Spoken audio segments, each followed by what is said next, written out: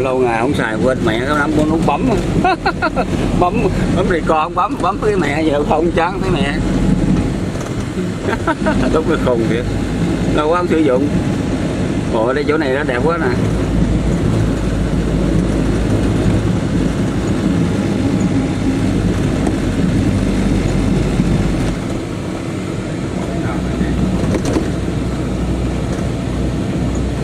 Không đưa lấy được cái bao ước tượng rồi.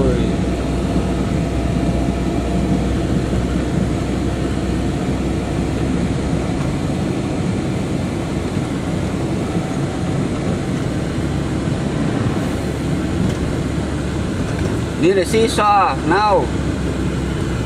Very nice landscape here.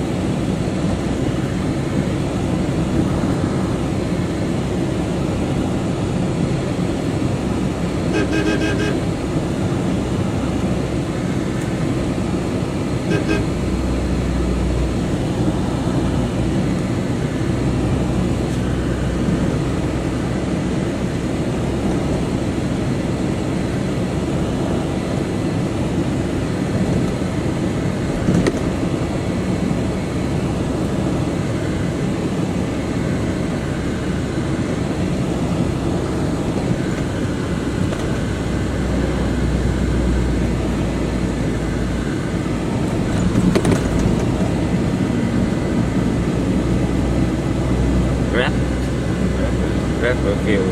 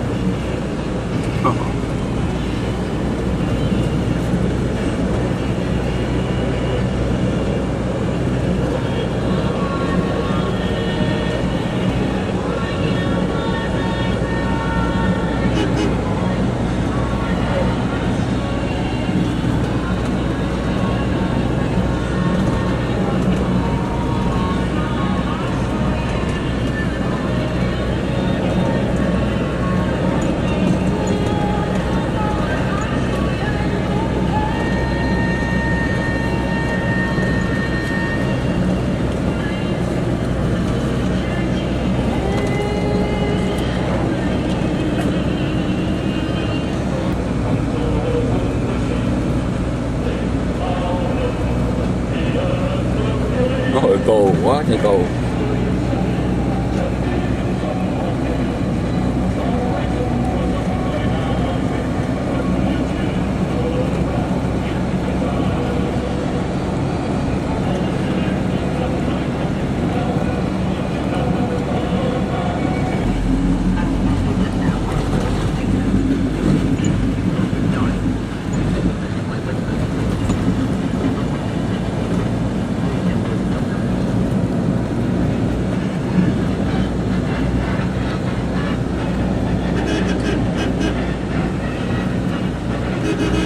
Near the seashore.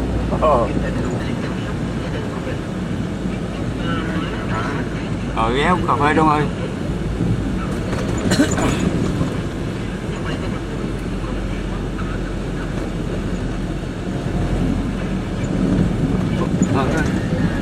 Chỗ nào dễ vô lắm mà hôm nay nó chặn đường này, chặn barrier rồi.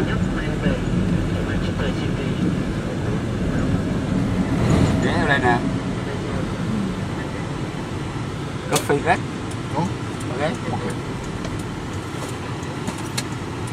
Tea time. Yeah.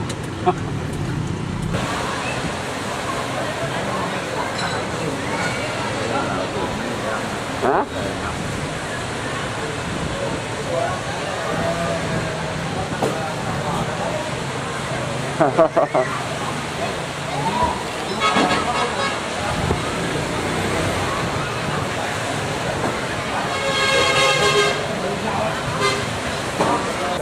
Châu tới công ty di chuyển quốc tế. Đó. Không biết là thiệt. Hả? Bị mất. Ôi, là vẫn biết.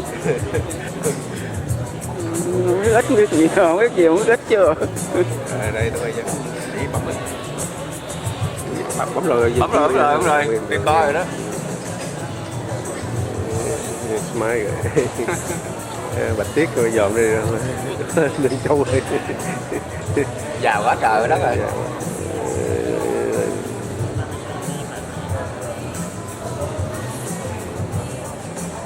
Quá đẹp. Rồi.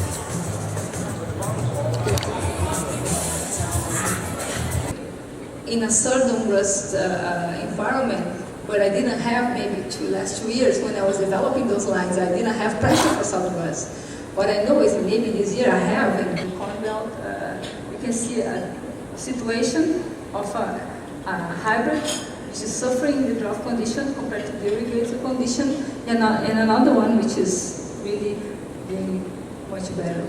In a situation, but we can also look at the under drought and see that we have also made the top hybrids and the ones we have made most progress for drought, and use that as a framework to identify and develop new populations. So basically here I'm working with populations with the stiff stalk, with the female and the male side, and crossing those particular inbreds which are the hybrid which is outperforming drought and developing some new populations. So the question is, if this hybrid is good, there must be good genes for drawing those lines that I can breed for and explore. So then I make related information, phenotypic information, the genetic information will help us a lot in making these decisions. As we go along in later generations, we will probably be use more of the phenotypic, because at the end of the day, we need to test those hybrids in the field before we launch them. So this is another view. I'll talk about the breeding program, the genotyping system. Having a data managed system is very important. Using those market-field associations in the context of the breeding program to identify genetic signals and market-field associations.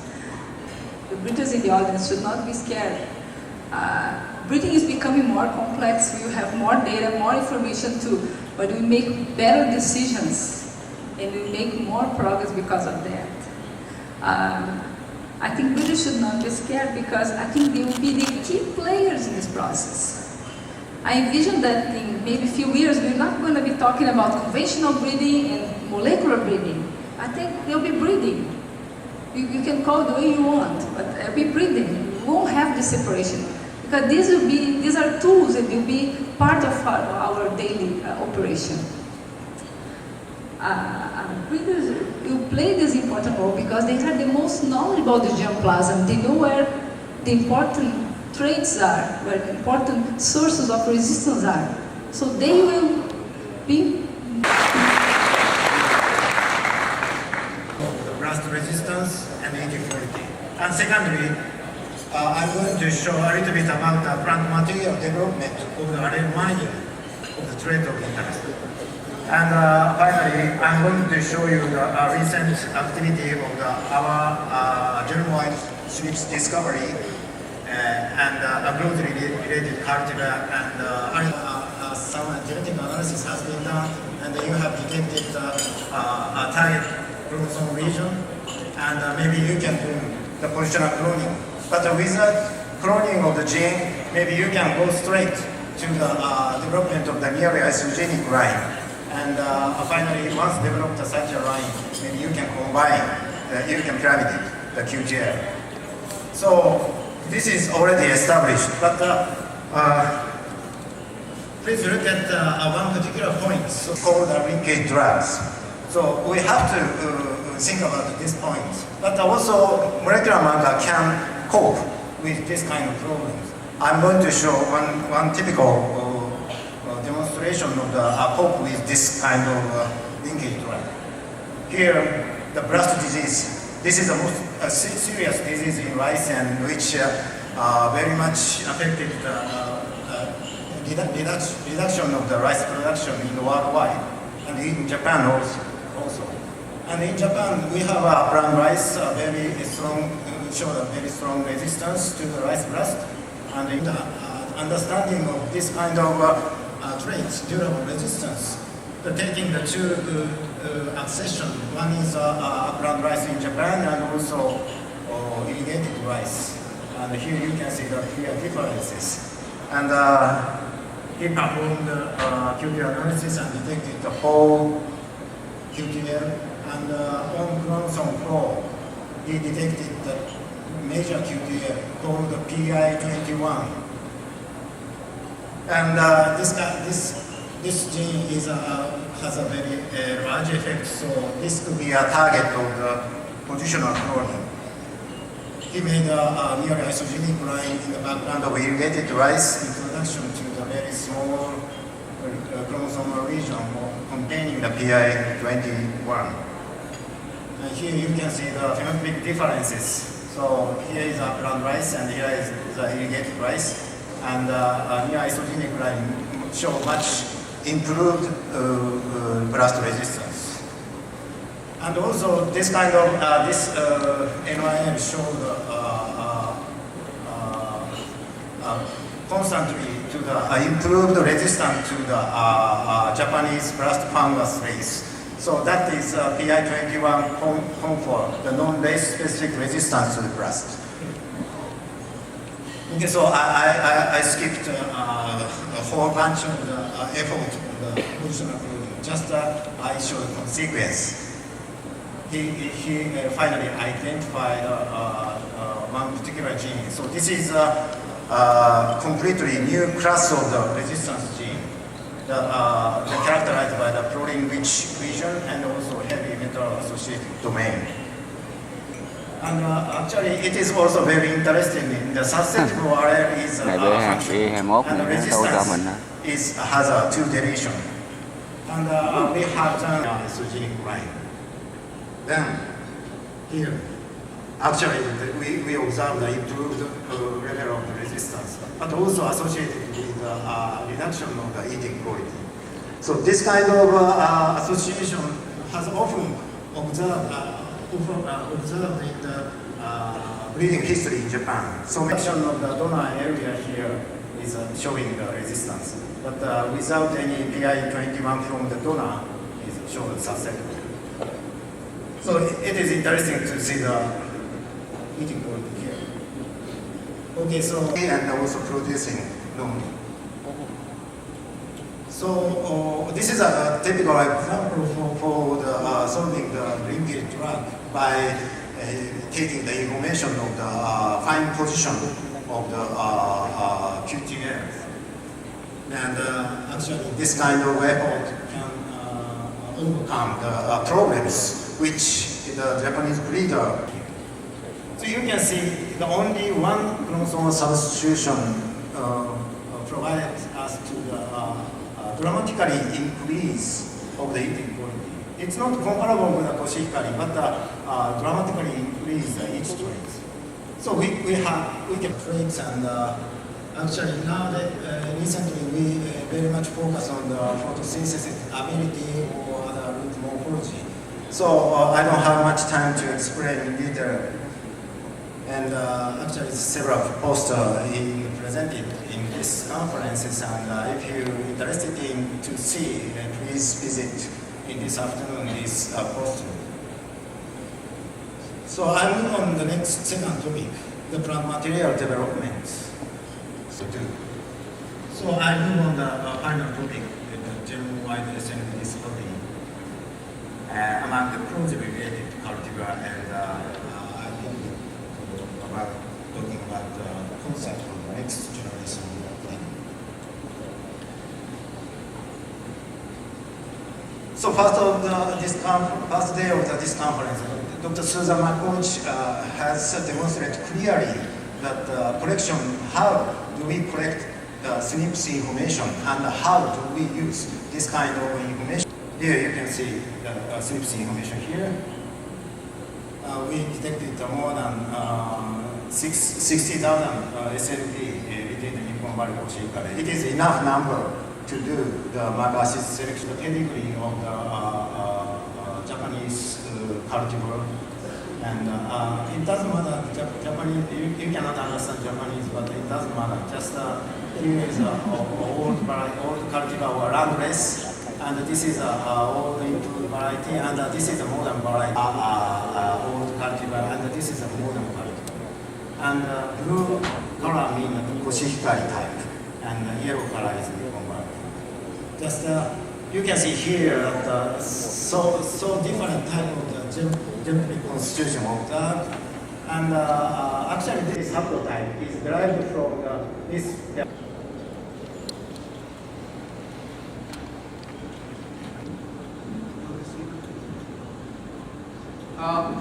As Dr. Yano mentioned, that rice grass is really a devastating disease for rice, and the cloning and the application of the PI21 in rice breeding is an excellent example for rice grass disease control.